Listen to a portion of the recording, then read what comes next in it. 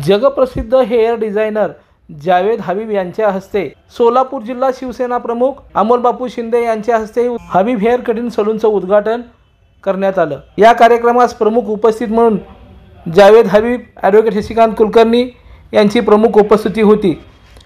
विशाल कांती व कुणाल कांती, जय कुमार कांती, अभय कुमार कांती, यश कांती, पुष्पा कांती तसंच नागेश शिंदे, रेखा चटपलीवार यांच्यासह कांती परिवार व इतर सदस्य उपस्थित होते।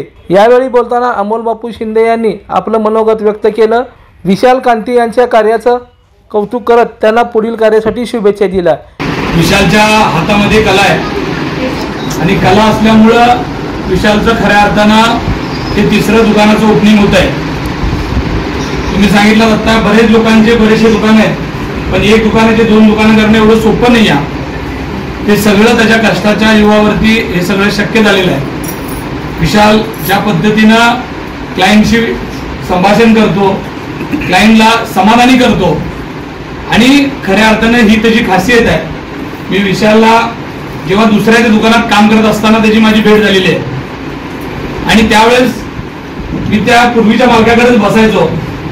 एक कधी पण बघा तुम्ही, आपण डॉक्टर एक चेंज करत नाही, एक वकील साहेब काय घडलं की मला आता झाला की वकिलाला बोललो साहेब कसं आहे, ठरलेली माणसं असतात तसं कटिंगला आपण कुणाकडे बसत नाही। भले दुकानात त्यांनी नसला तर कित्येक वेळा असं झालेलं आहे की विशाल दुकानात नाही तर मी न कटिंग करता दुसरीकडे निघून गेलोय, पण कटिंग केली नाही, 4 दिवस थांबतो बाबा पण परत न करू, काय तर माझं वेगळं करून तुला म्हणजे आवड।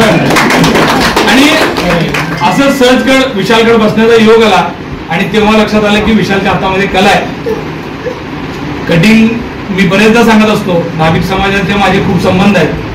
कदाचित नाभिक समाज ही काम करत नसला असता तर माणसं कशी दिसली असती याच्यावर मी बरेचदा लय वेळा बोलतो। खरं आहे, तुम्ही आहात म्हणून आम्हाला सगळ्यांना ठीकठाक दिसण्याची संधी मिळते आहे। प्रत्येकाला समाजामधले वेगवेगळी माणसं आहेत, त्याच्यामध्ये हा व्यवसाय सुद्धा अतिशय सन्मानाने करणारा व्यवसाय।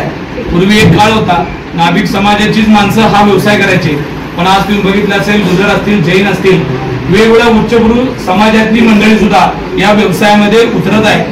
हा व्यवसाय उतरत असताना आता इतकं मोठं कॉम्पिटिशन आहे। एखादे 2 दुकानं करणं कदाचित बँकेच्या जीवावर सोपं आहे, पण तितक्याच चांगल्या पद्धतीनं दुकान चालवणं अवघड आहे।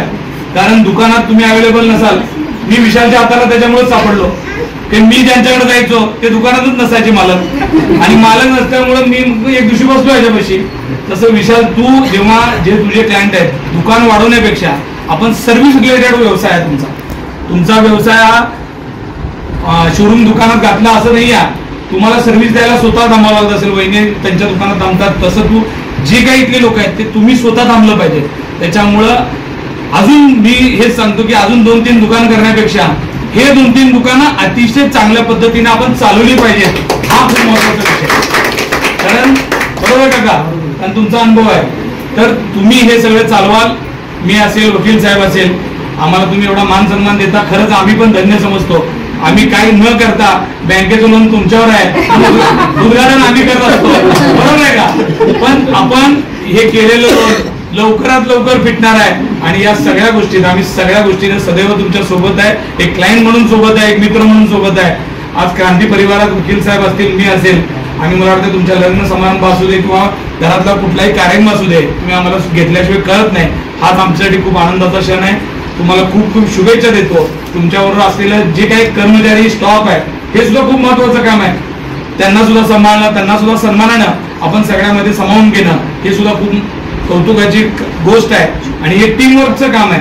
जरी विशाल नसला तरी त्या सगळ्यांनी हे दुकान सांभाळावं आणि याचं नाव, खरं तर मी परवाच विचारलो की जावेद हबीब हे नाव द्यायची गरज काय होती, कारण का तुझ्या नावाने जर दुकान काढलं असतं तर नक्की चाललं असतं। एवढं नाव सोलापुरात विशालचं झालेलं आहे। मी खरं आहे, मी कित्येक लेडीज क्लायंटला बघतो, जेंट्सला बघतो की विशालच्या शिवाय बसायचं नाही म्हणतात, कारण जावेद हबीब तर इथे येणार नाहीत कटिंगला, तुम्हीच येणार आहे इथं कटिंगला आणि तुमच्या नावावरच हे दुकान नक्की चालणार आहे। एवढ्या शुभेच्छा देतो। यावेळी शशी कुलकर्णी यांनी देखील आपलं मनोगत व्यक्त केलं। या कार्यक्रमाचं सूत्रसंचालन अभय कुमार कांती यांनी केलं, तर आभार कुणाल कांती यांनी मानले।